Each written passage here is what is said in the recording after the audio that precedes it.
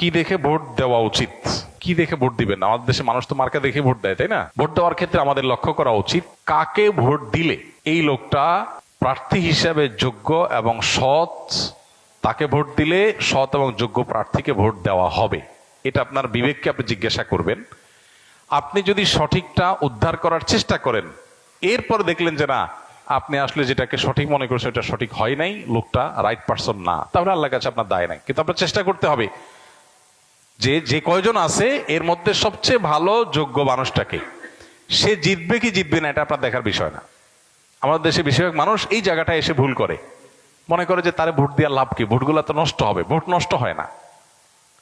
একটা ভালো মানুষ যদি অল্প কয়েকটা ভোটও পায়, তাহলে সে এটার উপর ভিত্তি করে সামনে আর কয়েকটা পাবে, তারপর আবার আরো কয়েকটা পাবে। কিন্তু আপনি যদি ভোট দেওয়ার এই রাস্তাটা বন্ধ করেন, অথবা তাকে সে কম ভোট পাবে এই চিন্তা করে আরেকজনকে ভোট দেন, তাহলে কি হবে? এই চান্সে খারাপ মানুষগুলো তাদের খারাপের রাজত্ব আরো বেশি করে করতে পারবে। কেউ জিতুক সেটা আপনি চাইতে পারেন, কিন্তু জিতানো আপনার দায়িত্ব না। আল্লাহর কাছে দায়িত্ব হলো, আপনার কাছে মতামত চাওয়া হয়েছে, আপনি মত দেওয়ার সময় সবচেয়ে ভালো উপযুক্ত ব্যক্তির পক্ষে মত আপনি দিবেন, বাস। এটা হলো আপনার কাজ।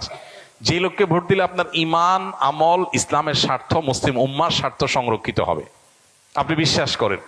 যাকে ভোট দিলে দেশের সার্বিক উন্নতি হবে, চুরি ডাকাতি হবে না, দুর্নীতি 2 নম্বরই হবে না, যে কারণে আমাদের দেশ পিছিয়ে আছে, পৃথিবীর বহু দেশের তলানিতে আমরা পড়ে আছি।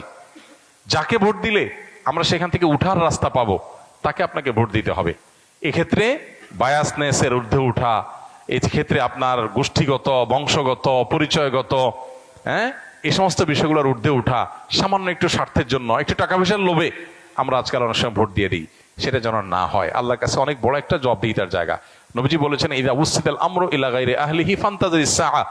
অযোগ্য মানুষকে যখন কোনো জায়গায় বসানো হবে, অপাত্রে যদি মানুষ তার মতামত দেয়, বা কোনো অযোগ্য মানুষকে যদি কোনো যোগ্য মানুষের চেয়ারে বসানো হয়, তাহলে কিয়ামতের অপেক্ষা করবা তোমরা। এটা কিয়ামতের আলামত।